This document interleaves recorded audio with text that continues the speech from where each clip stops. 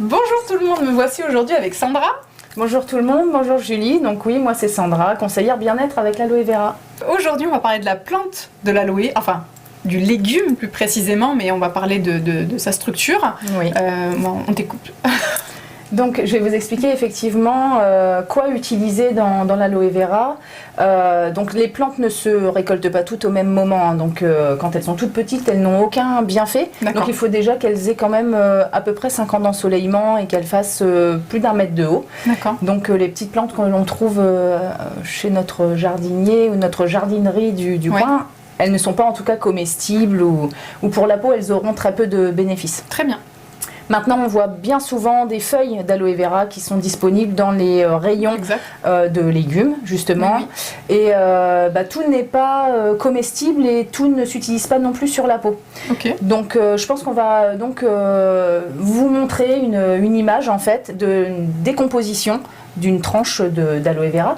Et en fait, quand on coupe une feuille, on va avoir différentes choses. On va avoir l'écorce, qui est verte. Oui, qu'on voit sur l'image là. Oui, tout à fait.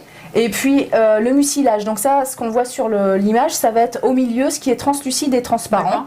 Et entre deux, par contre, il y a une sève qui s'appelle l'aloïne, et là c'est un laxatif puissant, donc c'est vraiment toxique. C'est ce qu'on vous indique sur la photo, et il faut éviter de l'utiliser aussi bien sur la peau qu'en ingestion. Très bien. Donc là, on vous met une photo du gel d'aloe qu'on appelle comment, Sandra? Le mucilage. Ok, parfait. Donc on vous laisse un petit peu regarder. Comme ça, si vous en avez une à la maison, vous savez comment un peu la récupérer.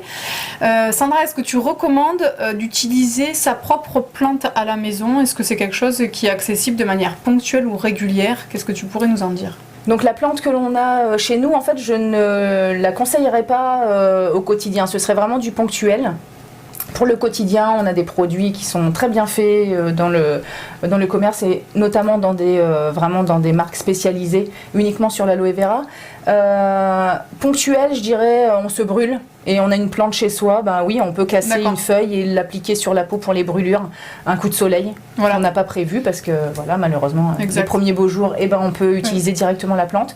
Mais après, en tout cas, à ingérer, franchement, je le déconseillerais puisque les plantes que l'on trouve dans nos jardineries n'ont pas les vitamines, les nutriments qui ont un effet sur notre organisme. D'accord, parce qu'elles ne sont pas suffisamment volumineuses déjà. Non, et ensuite on ne sait pas d'où elles viennent et comment elles ont été mises sur le marché. Merci Sandra pour ces éclairages. Merci à vous de nous avoir écoutés. On vous dit à très vite. À très vite. Merci.